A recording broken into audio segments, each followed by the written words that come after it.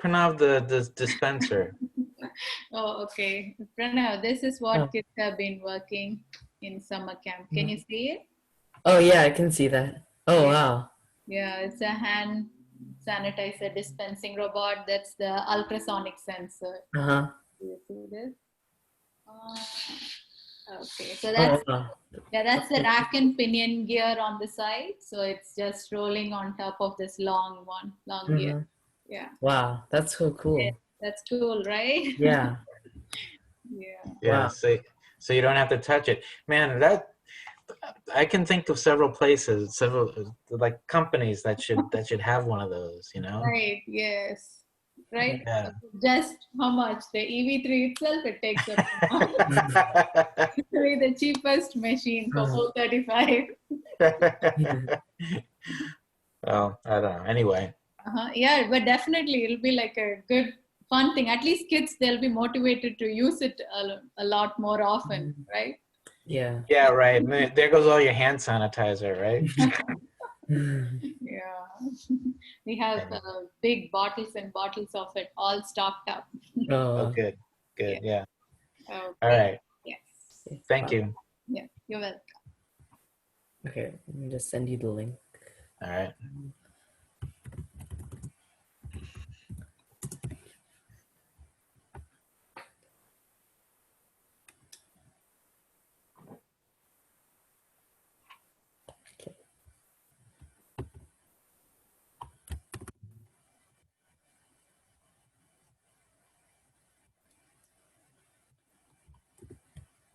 Okay, I sent you the link.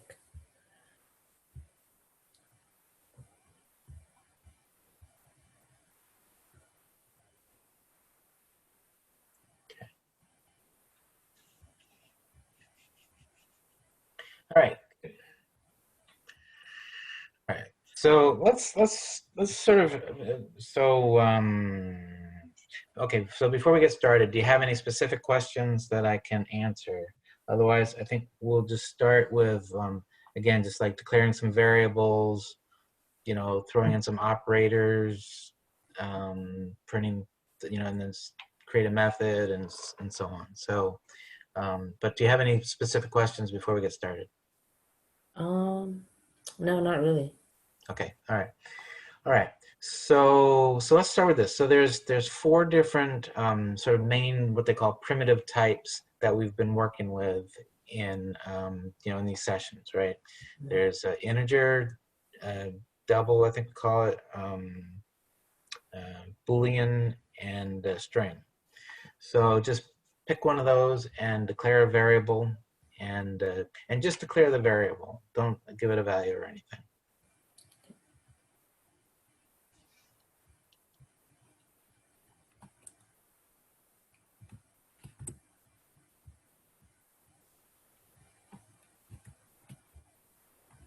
So just give it a type and a name?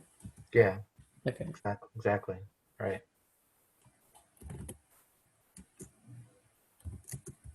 Okay.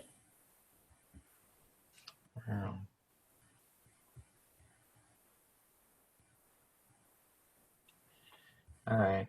Well, I thought I could see what you're typing, but apparently.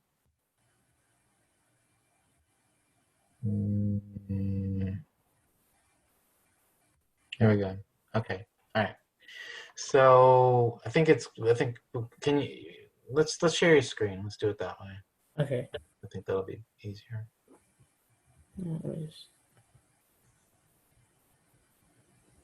Wait,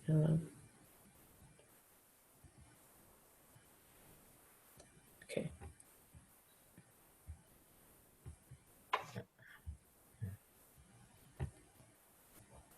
Okay, great. All right, now I'm gonna bring it onto my big screen, so I'm gonna be looking away from the camera. Okay. As soon as I figure out how to do that. All right, come on.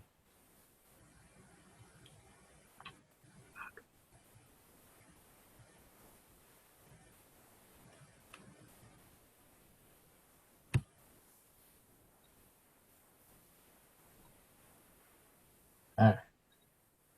Okay, good. All right.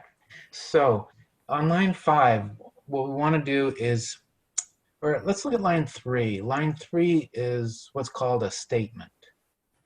Okay, and every program is a sequence of statements. And a statement has some programming stuff, like in this case, it's got the name of a function, and then there's a parameter for the function that gets invokes that line. Line 3 invokes that function, passes it that value, and then it ends with a semicolon. Okay, so and that's the thing. So all Java statements have to end with a semicolon. Now, in what we've been doing, I've always been sort of like giving you a shortcut, which probably wasn't a good idea. So I was both declaring a variable and assigning a value to it in the same statement. And so we would say something like int x equals 3, semicolon. Okay, but that's really two different things. It's both declaring the variable and assigning a value to it. So in this case, all we want to do is just declare the variable. So I'm going to split this stuff up now so it's individualized. So in that case, we don't need the equal is what assigns a value. It's an assignment operator. So we get rid of the equals, and we do need the semicolon because it's a statement. Yeah, great. Okay, so that's a statement. It declares a variable called x, which is an integer. So now let's go on another line and give it some sort of value. So I just do int x, then equals? Or do I just do x equals?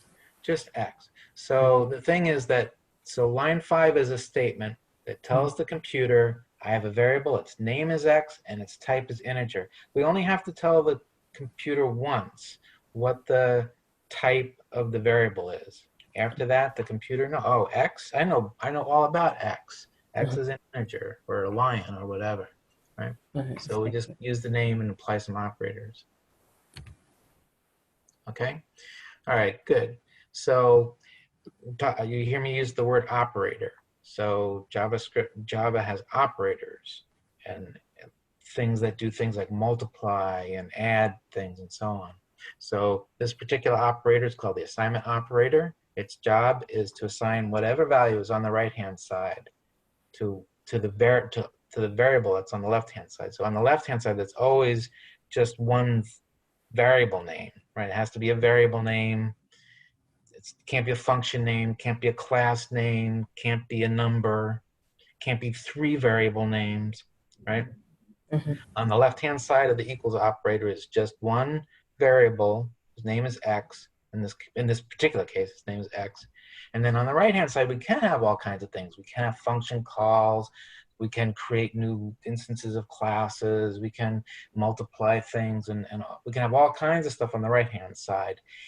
But all that stuff on the right-hand side will evaluate, right? The computer will process it, combine it, multiply, whatever it's going to do, right? And come up with one value. And in the end, it just assigns that one value into that one variable. So in this case, it's very simple, right? Just x equals 2, right? So now let's say, x equals, let's do some multiplication. Let's give it some multiplication or addition. Give me something that's more interesting on the right-hand side of the equal sign. Okay.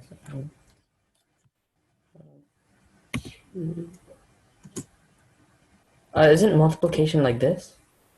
Yep, that's right. Very good. Right, great.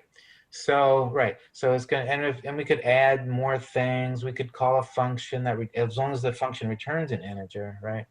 Okay, and so it evaluates that and puts that into x, and it's done. Okay, now if we turn the 2 times 3 into a string, make that like a quote mark, 2 times 3 quote mark, semicolon.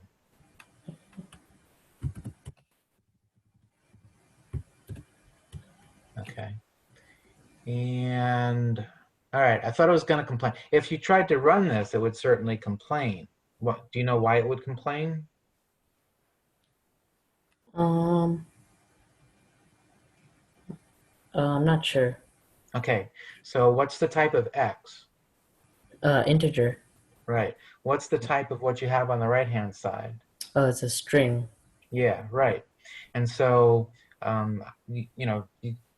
there's two reasons why the compiler, that's what it's called. When you write a Java program, and before you can run it, has to run through this other program that's called a compiler. It's called compiling your program. Turns it from this text into something that the computer knows how to run. All right. Okay. So there's two reasons why the compiler requires us to tell it what the type of the variable is. One is because internally in the computer, an integer is represented in a different way than a string or Boolean or a floating point value, right? That's why. So that's one reason why we have types. But the other reason is the computer can kind of work around that stuff. There are other languages that don't have types, like Python, right? So the computer can kind of work around that. It is true, and that's sort of originally why we had to declare types. But the other reason is, so one reason is because the computer does different things with them. The other reason is because it tells us it keeps us from making mistakes, right? So I might write that code x equals quote 2 times 3, thinking I was doing the right thing, and the computer would say, oh no, you can't do this. And so it helps make our programs be more correct and have fewer problems after we ship them to the customer. All right, so let's take the quote marks off, and let's print out the value.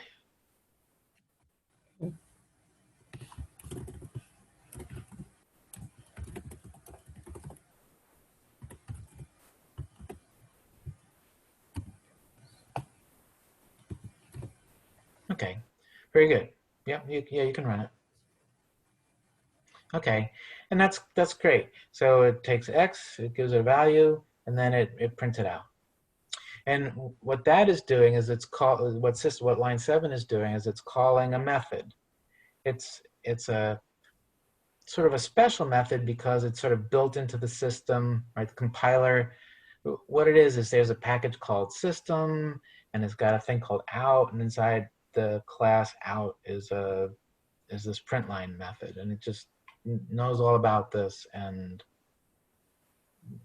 but it's the same thing as calling our own method. If it's just a function, we give it the function name, then inside the parentheses we give it whatever we want it to do, and then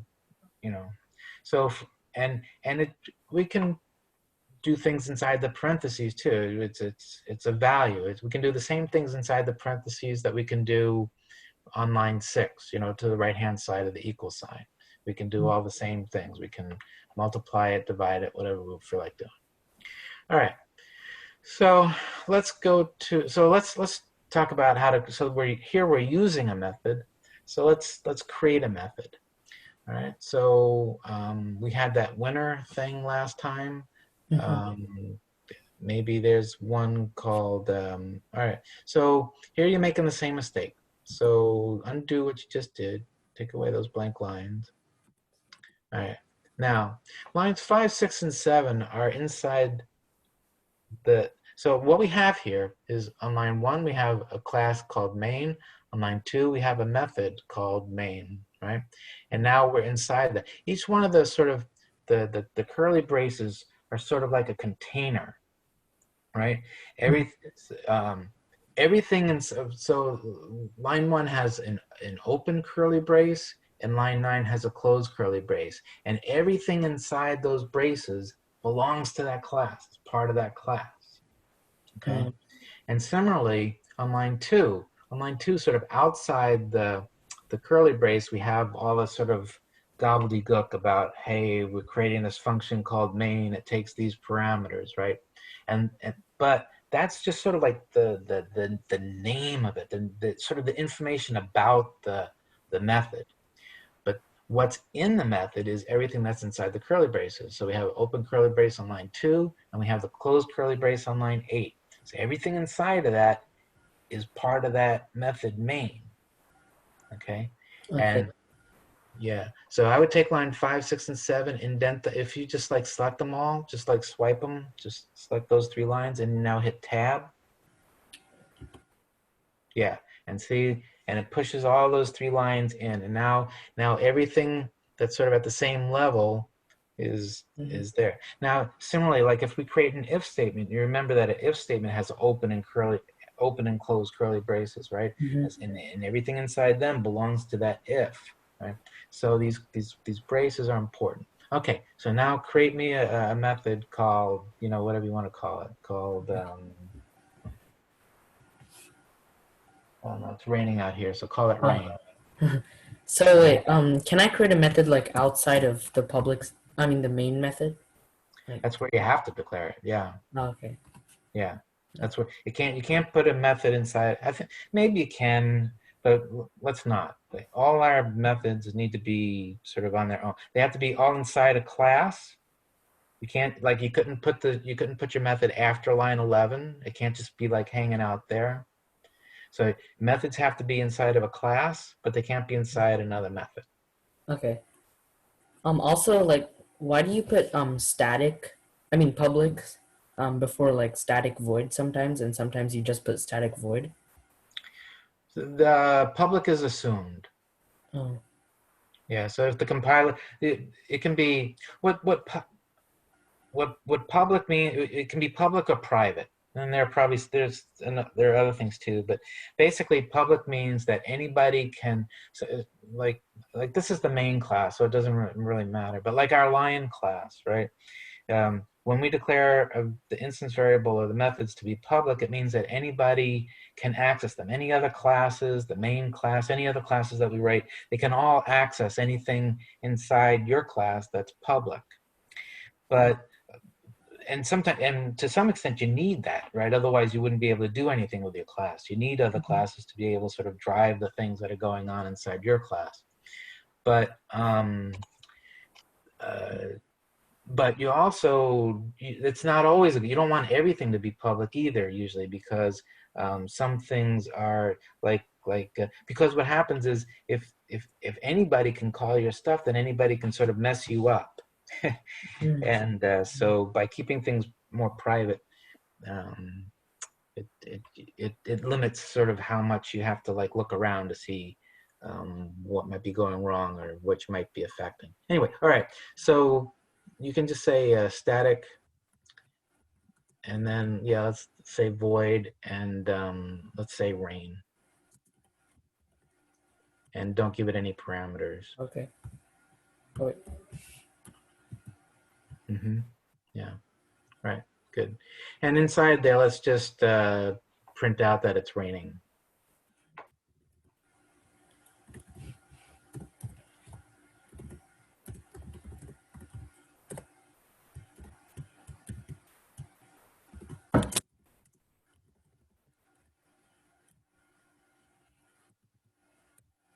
Great. Okay. So what we've done is created pretty much the simplest method we could possibly create. What's its name? Rain. What's its type? Void. Right. Exactly. Good. Okay. And what it does is it just does this. So now let's try and call it. So let's call it from inside the main method. Oh, bless you. Thank you. Okay, so Indent again. There you go. wait. Oh wait. So wait. Do you just do system out println and then rain? Or System.out.println is it something that prints something to the console. We just want to call the rain method. okay, so be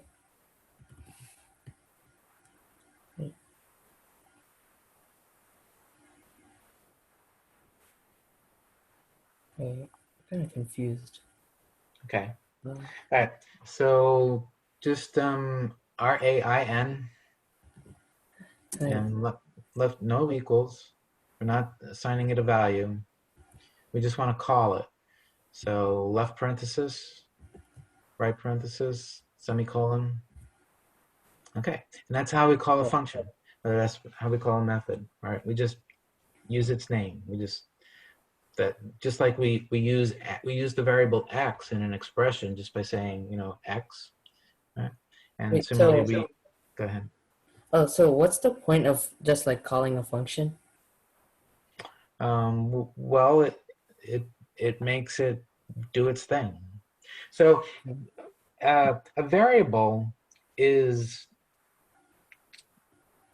what we call state. It's information, right? So the variable x has some sort of information in it, which happens to be 6, right? It's like a height or a width or an age or something, right? So x is some sort of it's what we again it's what we call state. It's it's it's like a box that has something in it. That's how you can think of it. Method is more like a button. It's behavior. So variables are state, methods are behavior. What happens when you call a method? It's like pushing a button. So you can think of any button that you know about, like on your refrigerator, or I don't know if you have a refrigerator like this or not, but on my refrigerator there's a little lever thing, and you push a glass against it, and ice or water Yeah. drops out, right? So, and that's like calling a function. It's like I press that button and it does something. It releases some water or it prints something out to the console, or like a button on a mouse, right? It causes something to happen. It causes some sort of behavior. It's like or like um, well, I don't want to get violent. Anyway, I think you get the idea. Okay, so when on line 8, when we call the function rain, it causes it to do its thing. So if we run this, Oh,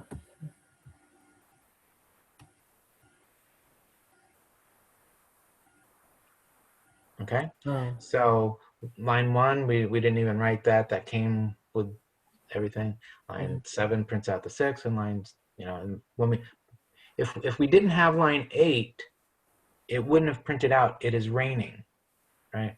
We would have defined the function rain, right? We've defined it here. It's on lines 11 through 13. But if we don't call it, it doesn't do anything. It's like a button that isn't pushed, right? It oh, just sits there and doesn't do anything, I right? see. Okay. Okay. All right. Now, like I say, this is a very simple method. Right? We can define one thing that there's two things that make this very simple. One is that it takes no parameters, and the other is that it returns no value. Oh, So let's write a method that takes a parameter. So let's create another method called um, uh,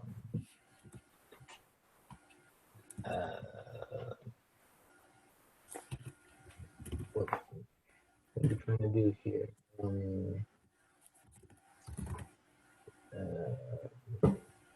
Play note. play note. Yeah. Like suppose we had a piano or something, you know, we were like programming some sort of musical program. So play note. Now this needs to know, it needs to know something, right? If we don't give it a parameter, it can only play one note. Mm-hmm. So we want to be able to tell it what note to play. So so now it's yeah. So let's say let's say we know which note by a string. Let's say it's a string, like we give it A flat or something like that. So string the note. I think it's capital S.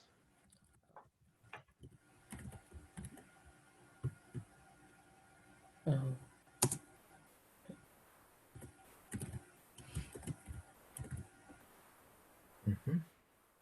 Okay.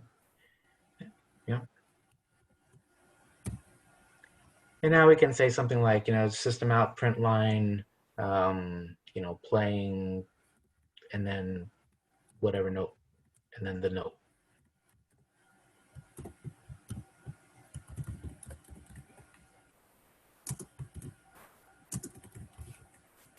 Well, okay, sure. Oh, wait. Wait, so just playing the note, or? So just give me a semicolon there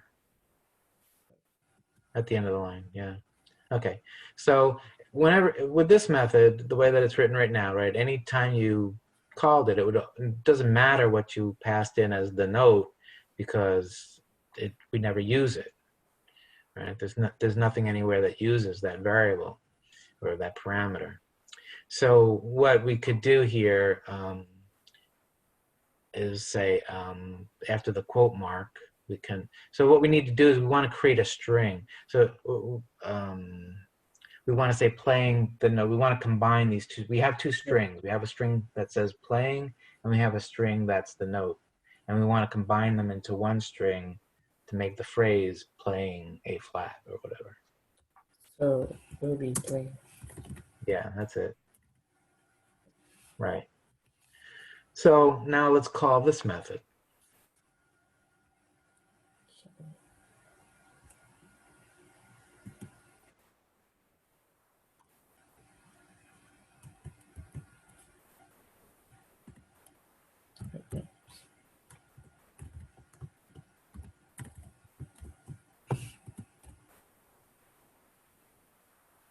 Okay, so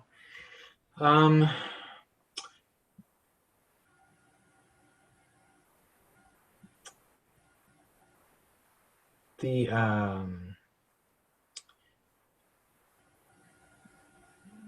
what is the name of, so what's the name of the first method that we wrote? Rain, Right, and what's its type? void, Good. Okay, what's the name of the second method we wrote? play note, Right, and what's its type? void. Right, right. So the name of the method is what?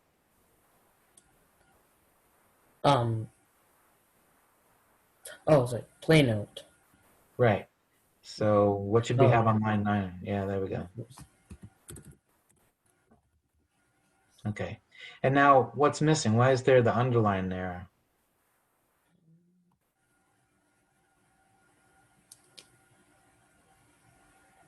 I'm not sure. Okay, so how many parameters does rain have?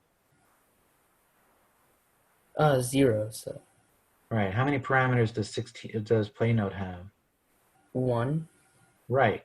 And so we need to supply a value for that parameter. Right? We have that parameter, Okay. the note. We have to give it some. So when we call PlayNote, it has to have one parameter. It can't have 0. Can't have 2. Can't have 5. Always has to have exactly the same number of values as there are parameters for the method. Okay. So in this case, we can give it, like some note that we wanted to play. Do I put quotes around it? Yeah, that's what tells the compiler that it's a string. Yeah. Okay.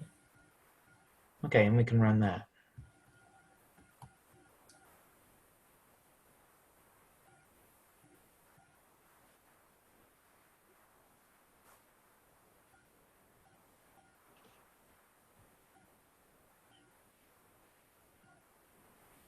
Okay. Oh, Right. okay. No. No? Yeah, you should put it in. So if you put it like the way that you were gonna put it, it means that every time we call PlayNote, like if we called PlayNote from 20 different places, right? Mm-hmm. We would always have to remember, oh, I gotta start off with a space, Yeah. right? Right. So if we put the space there, then it's better. All right. Good. So rain was what I said, that was like the simplest method we could write. It's takes no parameters, returns no value, just one line of code. PlayNote is a little bit more complex because it has a parameter, whereas rain doesn't. Another way that we could make another thing that gets a little bit more complicated is that we can return a value. So like the ice dispenser button, right? The Mm-hmm. ice dispenser button takes no parameters, right? It's just, we just press it. We don't tell it anything, right? We just press that button, but it does return something. What it does, when it doesn't just sort of do something internally that we can't see, when we press that thing, it drops out some water or some ice. And so that's like having a return value from our function. So we could have another function called like, well, let's write a function that computes the area of a rectangle. Okay, so area of a rectangle, it's width times height, and so we need how many parameters for our area function? And this is a method, right? Yeah, method, right. I use the words method and function interchangeably. Oh, Technically, they aren't methods. I see. Okay. Also, So let's just call it like area. Yeah. Okay, that's good. oh wait. First. Wait.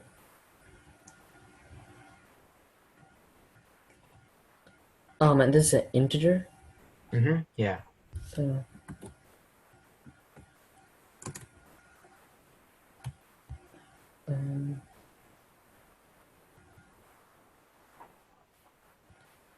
So wait. So we need to pass in 2 parameters, right?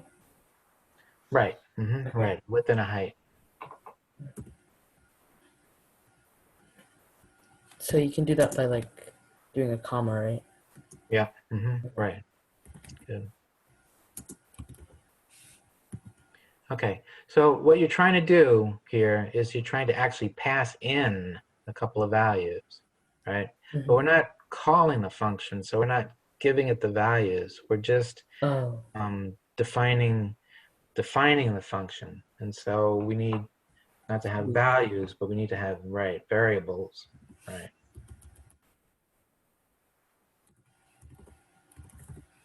Good. Okay.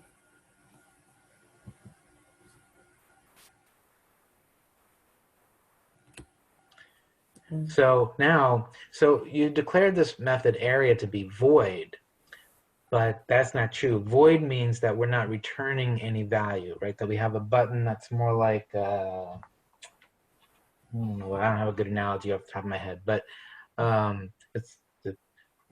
we need to return, right? So instead of void, we need to return a value, and the type that we're going to return is not a string, it's not a double, it's not a Boolean, it's not a lion, it's going to be another integer, right? When we multiply 2 integers together, what do we get? An integer. Right. So this function is going to return an integer. Right. So it would be called int. Mm-hmm. Yeah, right. Okay. Just like, it's the same types that we have for variables. The only thing is we have a void type, which variables don't have because it wouldn't make any sense. But other than that, all the types, that, whatever type you can put in front, for whatever type you can define your method to have, are the same types that you can define your variables to have. You could even have lion, right? You could even return lions or other objects. Okay, so in here in the body of this method, we're gonna multiply out the 2 values. So, so let's compute the area. So let's declare a variable called area and assign it the width times the height.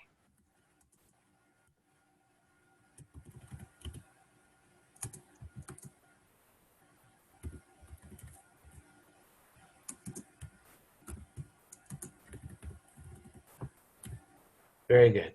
Very good. Okay, great. So we've computed the value that, the area of this rectangle. Now we need to return it. We need to, drop that water out of the spout. So what we do is we say return. So on a new line, we use the keyword return, and we give it this value. So in this case, area. And that's the value that we're trying to return. Now, a method can only return one value, right? Can't return the area and, your name or something like that. You need a semicolon there. There you go. So it can only return one value, right? That integer that we are returning, right? That's all that it can return. It can't return 10 different things. A lot of times I want to return 2 things, but can't do it. Okay. So now let's call area.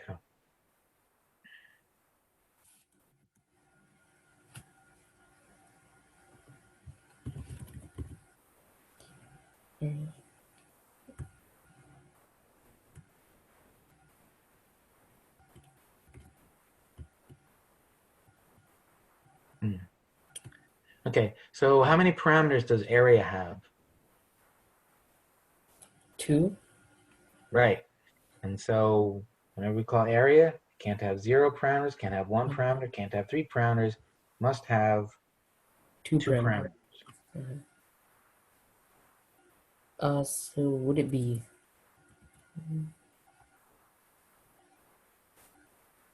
width and height? Yeah. Well, remember you were trying to type in those values before, right? The 5 and the 36 or whatever it was, right? So now we are calling that. When we call it, this is when we give it those values that we want it to Oh, I see. to have. So,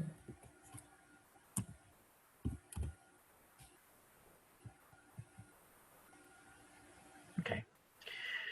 All right, good. So, right, so it's gonna, so on line 10, what we're gonna do is we're gonna call the area function. We're gonna pass it the value 5 for width and 10 for height. That's gonna cause the area function to run. And it's gonna multiply width and height together, compute the area, which is gonna be 50, and then it's gonna return it. But it returns it and we do nothing with it, right? We're not doing anything with the return value of area. So we could print it out, or we could assign it to another value, or we could even use it in the right-hand side of the expression. We could assign x equals 2 times area of 5 comma 10. And anywhere that we can use because area produces a value, anywhere we need a value, we can use what you have on line 10 there without the semicolon. You understand what I'm saying? All right. Yes. So wait. So do I remove the semicolon? No. The semicolon is good, but we've computed this value. It seems a shame not to use it somewhere. Oh, so okay. So I can like add it to this one or something? Yeah, you could do that. Okay. So,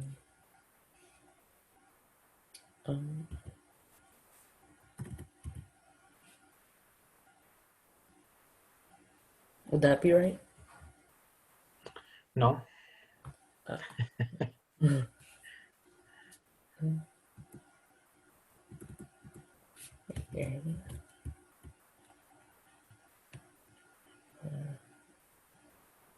Okay, so area is the name of a function. So that's good, or a method, right? It's the name of the method. And we use that to call the method. We use it to call it, but putting the name in there doesn't call the method, right? It's kind of like saying, hey, there's a button over there. It doesn't actually like press the button, right? So in order to press the button, we need a couple of parentheses. No. We call a method by look at all these method calls you got there. Line 7, right? It's got the name of the method and then parameters inside the parentheses. Line 8, we've got the name of the method and then parentheses with it doesn't have any parameters, so there's nothing inside the parentheses. Line 9 is the name of the method and then parentheses. It's using those parentheses that pushes the button. Oh, so I can just like copy paste this in there? Yeah, you could do that. Okay.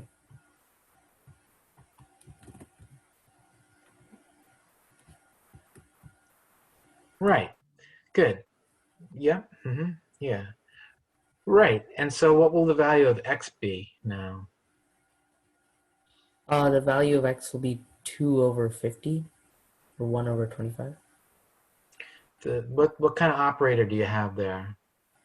Or 2 times, sorry. Yeah, 2 times. Right. So it Right. would be 100. Right, exactly. Very good. Good. Okay, yeah, so let's run that.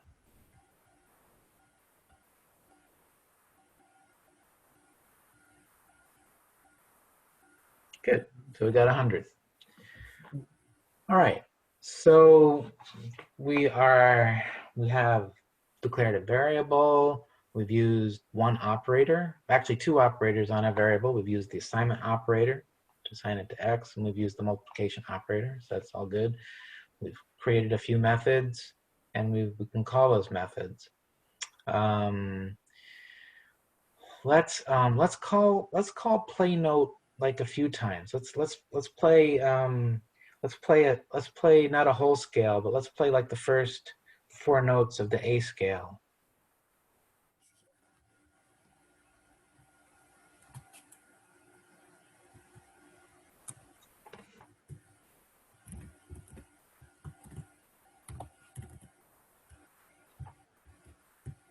Wait, which A scale are you talking about? A major scale. You play piano, right? Yes. I just assumed you know what the A major scale is. I forgot which notes have the flats though. Okay, yeah, me too. I'm Googling it right now. So let's see.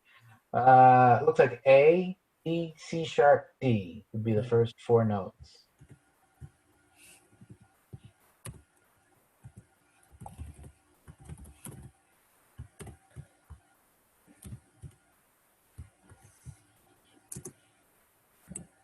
Yeah, just use the sharp sign. There you go. Good.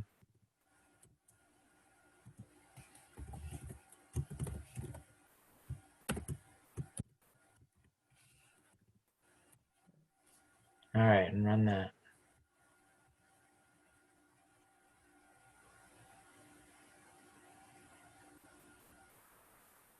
Okay. So that's how we call a method. A method can be called as many times as we feel like it by changing the parameters that we pass to our function. It behaves a little differently. That's the whole point of having parameters, right?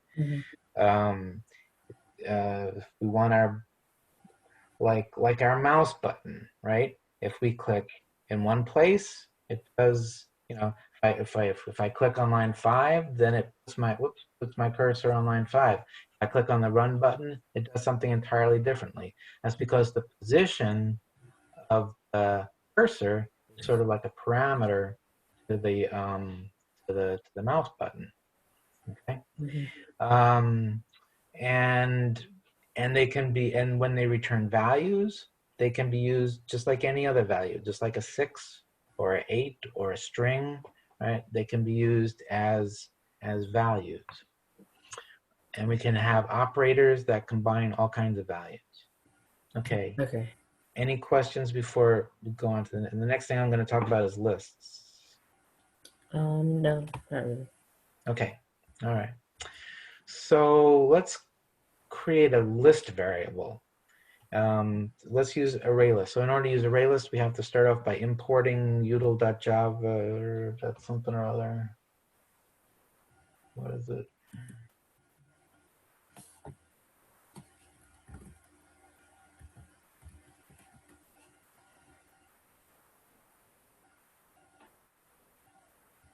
Import java.util.star.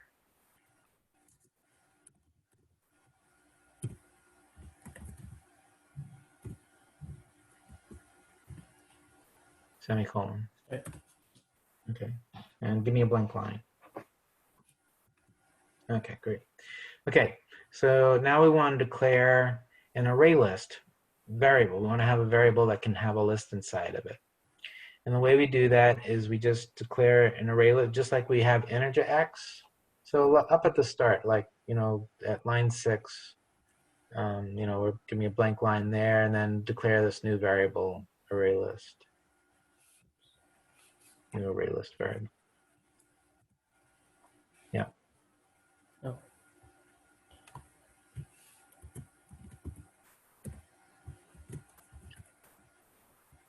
And let's make a list of strings. So let's call it like fruits.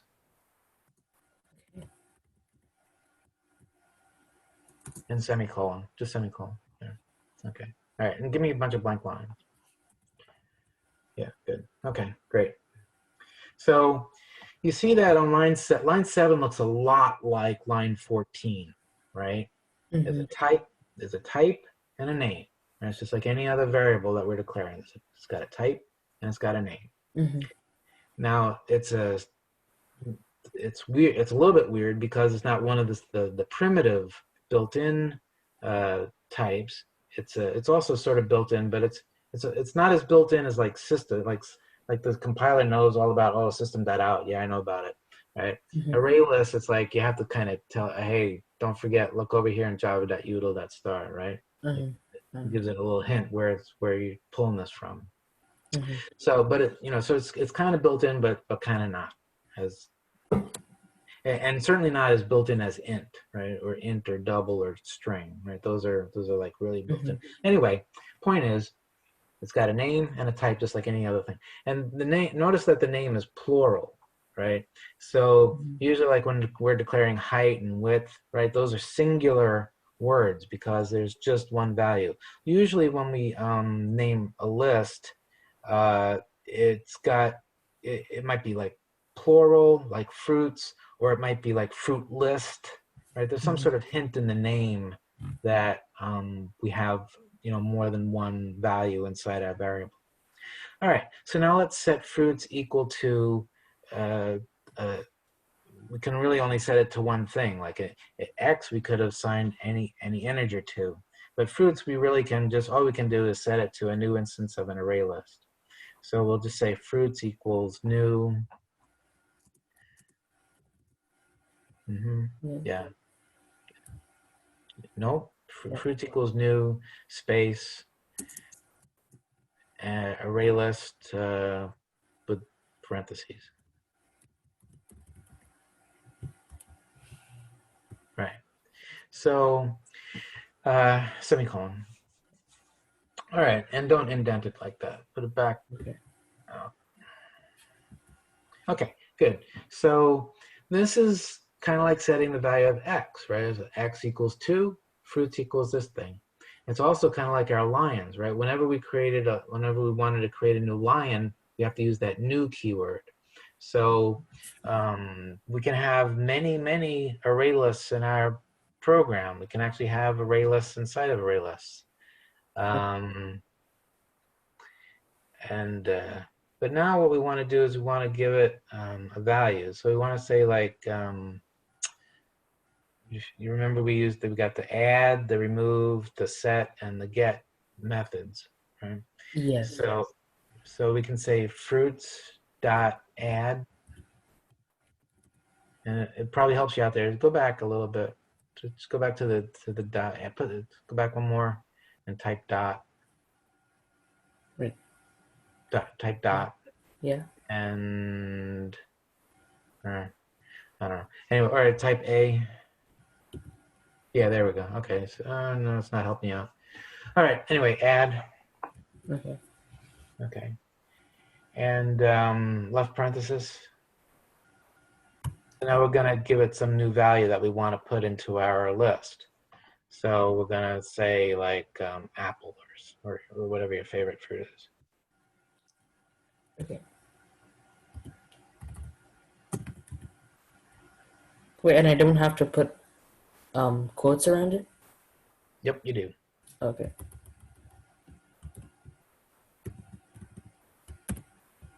And you need a semicolon at the end. Right. Okay, good. So this puts a string inside our list. And now let's print out the value. Let's print this out. So we can say system.out.println.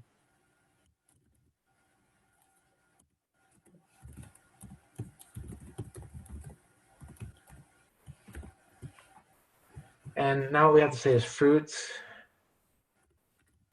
dot get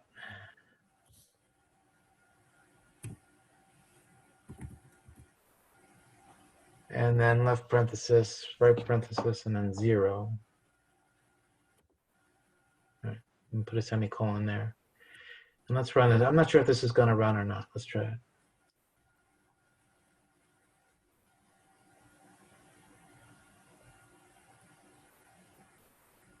Okay, yeah, it did. Okay, so, all right. So on line 7, we declared this variable. On line 8, we stuck something inside the fruits box, which happens to be something that can have many things inside of it. On line 9, we told it to put the value apples inside of it. And so when we add something to our list, it just puts it at the end of the list. So on line 9, there was nothing already in fruits, and so it puts it at the start of the list, right? So let's add a couple more. Let's add a couple more fruit to it. I have one question. Sure. So, like in the Lion program, we added like that thing at the top, about array list that like kind of declared lines. Right. What is that? Okay. So array list can have as many values as you want inside of it, but they all have to have the same type. So you can't put like strings and integers and lines all in the same array list. And so that angle bracket syntax is how we say what kind of a thing we're going to put inside of our list. So that's why I was wondering whether or not that was going to run, because we didn't tell the array list what kind of a thing we were going to put in it. Yeah, anyway, that's what that's about. I see. Okay. So it may just assume that we're putting that's if you don't tell it, it might just assume that you're putting strings in it, or it might let you put anything. I'm not sure. I see. Yeah, so let's add a couple more.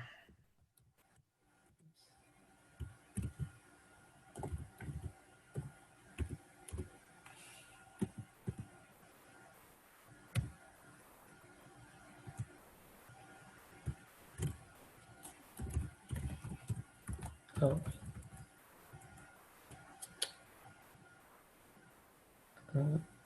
Wait, so can I like make 3 fruits and then print all 3 fruits at the same time? Yeah.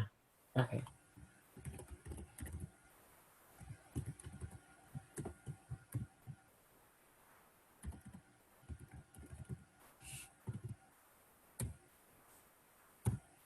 All right.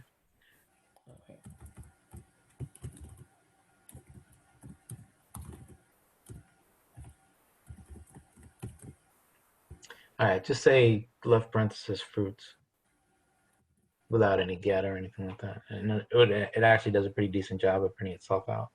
Okay. So let's try that.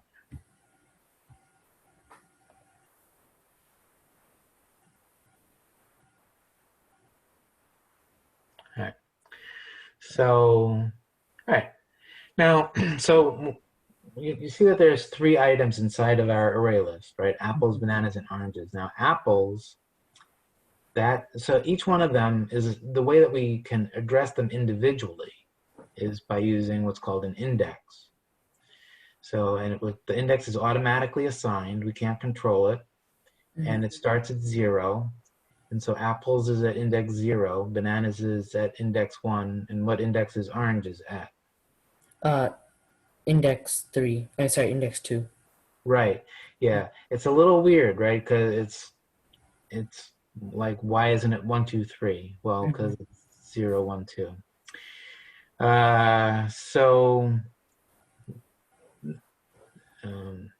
right. So 0, 1, 2. So if we want to change a value of, like, if we wanted to change bananas to something else, we would say, let's do this on line 14.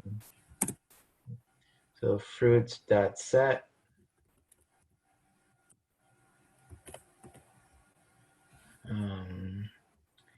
And now set takes 2 parameters. It takes one parameter to say, well, what index, okay, so one of the parameters is the new value, But but then it's like, well, where do you want me to put this new value? You know, it could be 0, 1, 2, 3. So it doesn't know. So we have the first parameter is what index we want to change. What are we setting? And then the second parameter is the value that we want to put in there. Okay.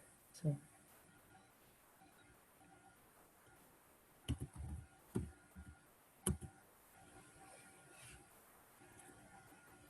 Oh, wait, do I have to code it? Well, you've already got apples. You're going to put apples in there twice? You really like apples. Oh, wait. I thought the first one was what you wanted to remove. Yeah, the first one is the index of what you're trying to change. So it's a number, it's not the name. It's not apples or bananas or oranges. It's 0, 1, or 2. I see. Okay.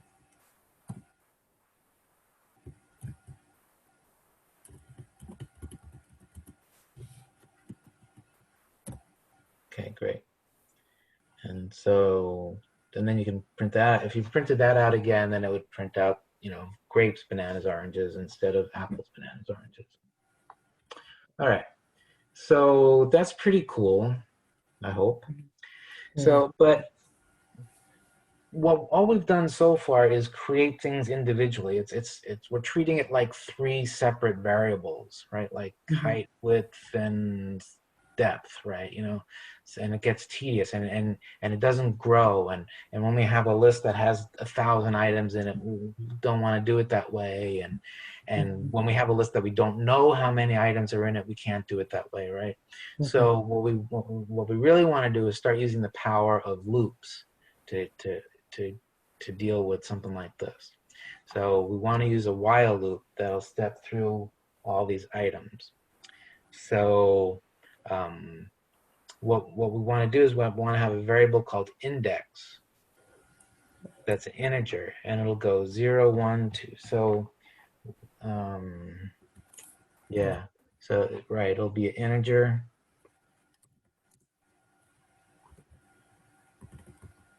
Right. No. Yeah. Okay. Yeah. Let's set it to 0.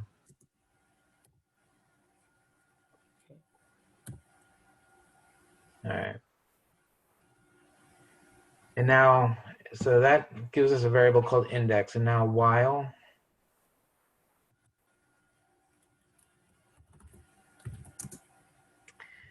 So what we're going to do is we have. I don't want to steal the screen away from you, but we have, if you can imagine, right? We've got apples, bananas, oranges, 0, 1, 2.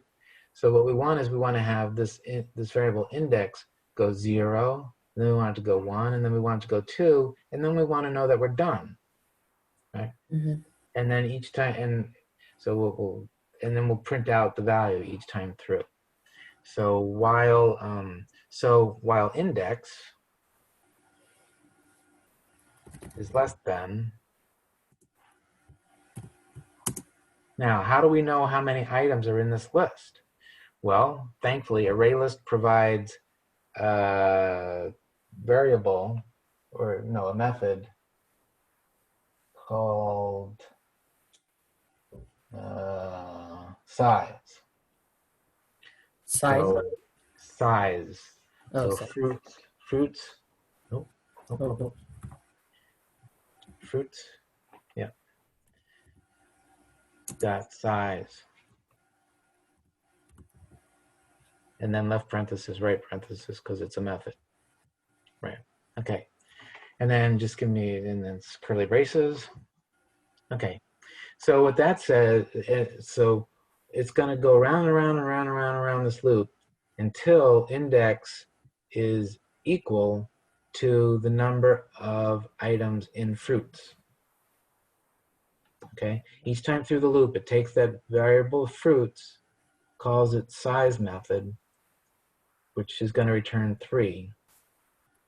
Okay. So index is starting off as 0. We're going to do our thing. Then now what we have to do in this, yeah, right. That's right. Yeah. So every time through the loop, we have to bump index up by 1.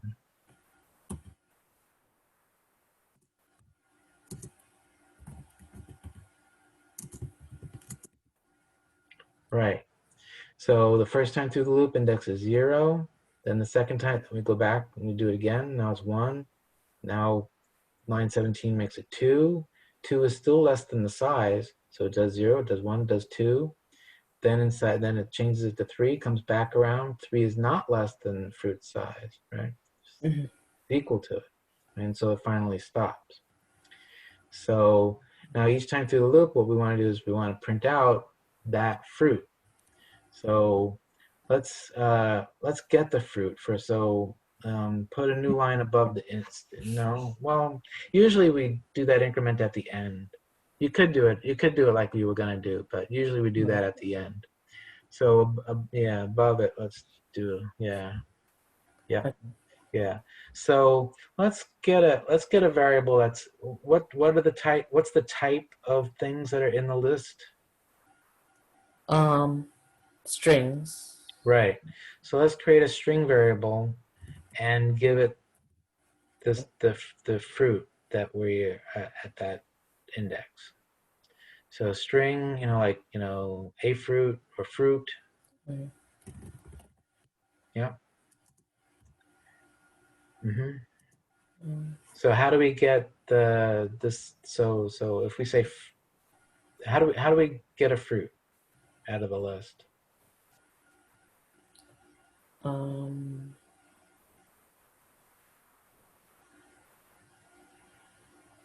um, How did we see on line 10? How did we get that first item out of the list?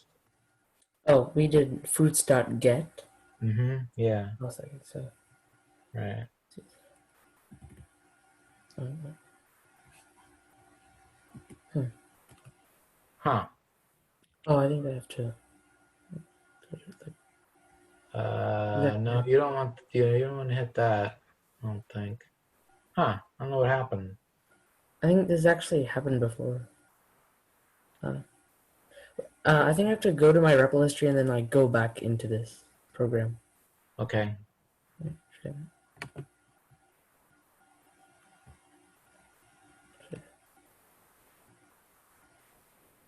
I think All that right. Good. should work. All right. Okay.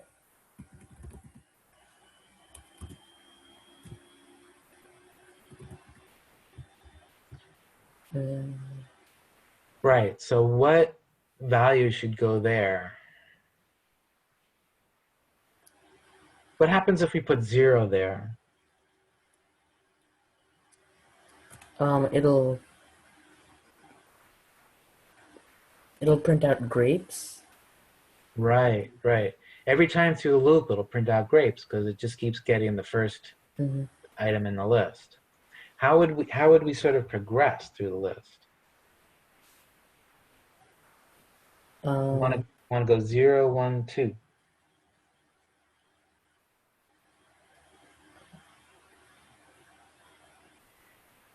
What do we have that's going 0, 1, 2 for us? uh,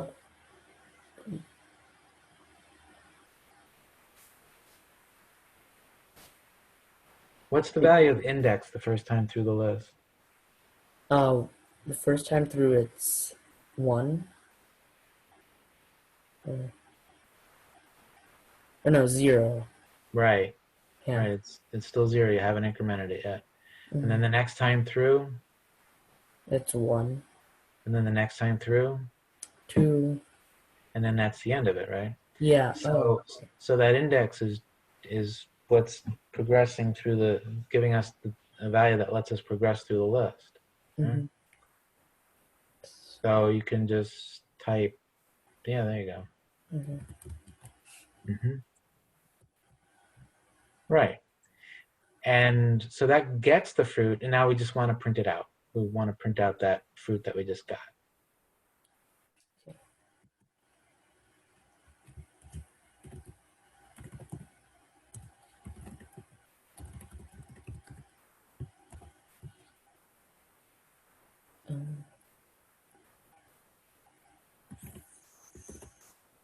Fruit. Yep. Yeah. Okay, and so let's run that.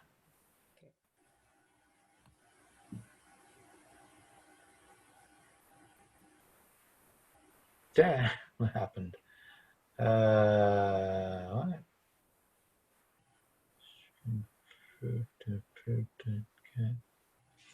Let me move my. Oh, okay. So yeah, so here's where it's confused because we didn't tell it what kind of thing we're putting in the list. So if you go up to line 7, and yeah, right, and at the end of array list, put left angle bracket, and then string, and then right angle bracket. Wait, after array list? Yeah, yeah. Again, so it's not just an array list, angle bracket. That's a square bracket. There you go. No? Oh, sorry, string. Yeah. And then, yep, right. And you should do the same thing on the new. Oh.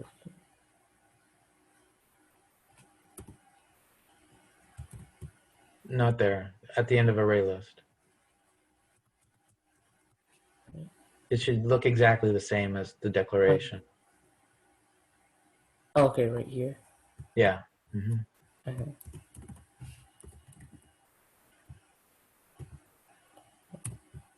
All right, let's try that.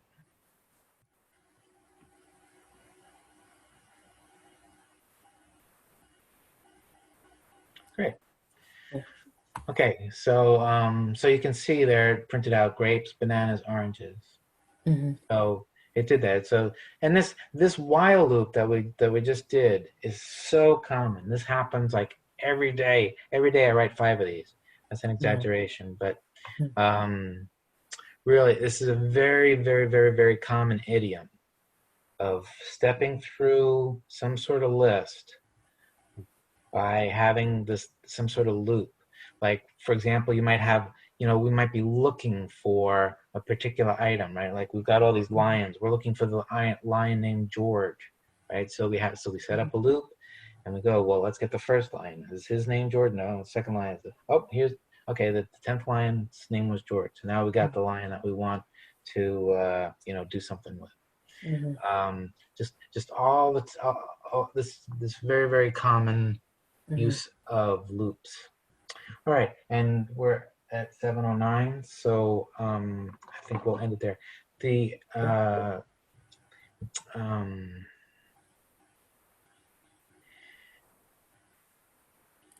I hope that this was helpful.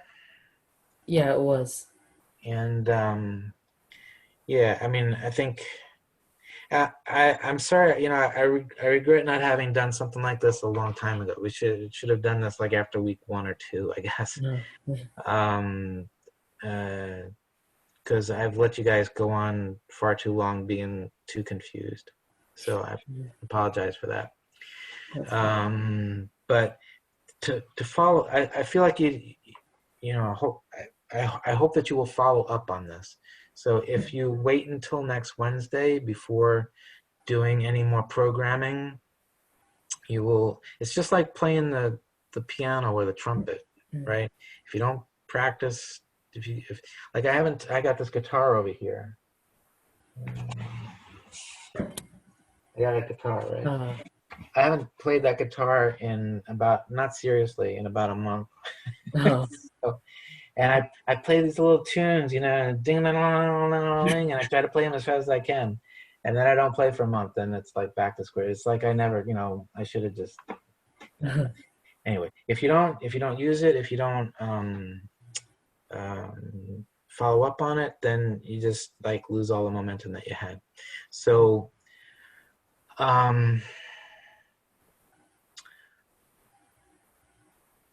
I will try to think maybe tonight, maybe tomorrow about like some sort of exercise. But I really think the best thing that you can do is go to.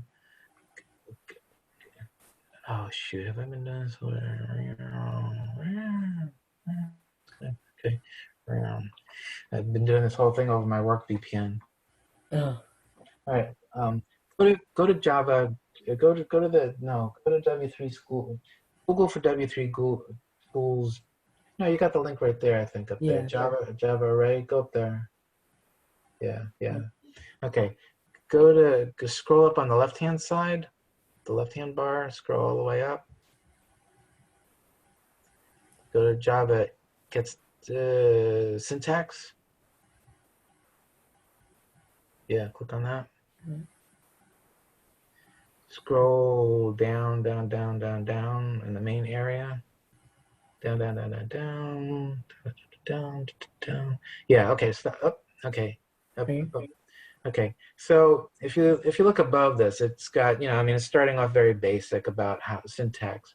But for example, like right here, right? So it's got like these exercises. Actually, scroll up a little bit. Scroll up a little bit. So here it's showing you like the main method. Remember, we've always got this main method. Mhm. Scroll down, it's got this system.out.println line. Okay, so see, it's got like run example. If you click on that run example, right, it brings you over to this other page where it shows you what it will do. And I'm not sure if you can edit over there on the left or not. I don't think you can. Yeah, I don't think you can either. Okay, Yeah. and then go back over to the main one though. Yeah, right. And scroll down a little bit, right? And so scroll down. And now, so what is it? What do you need to put into those boxes there? System.out.println. Right. So type that in. Right.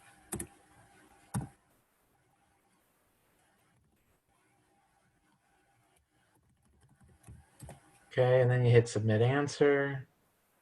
And it says, yeah, it's great. If you didn't know it, you could have clicked on show answer over there on the right-hand side. And, hit submit answer. You gotta hit it again, I guess. Okay, Oh. it says you're correct. Then go to next exercise. And, it wants to show you the difference, how to do a single line comment. And you can just step through here. You can just like step through all this stuff, and it will just be it'll be, to some extent, it'll be a refresher. Like this is stuff, a lot of the stuff we've covered already, but it also goes further because, again, I'm just trying to show you like the least little bit of the language I can. This shows you a more complete picture of the full language. If you go through here, if you just spend like, a half hour a day, going to 20 minutes, going through some of these pages day after day, man, you will, doing the exercises, reading the material, whatever, you will really start to grasp the language and be much, much stronger at it. All right. Okay.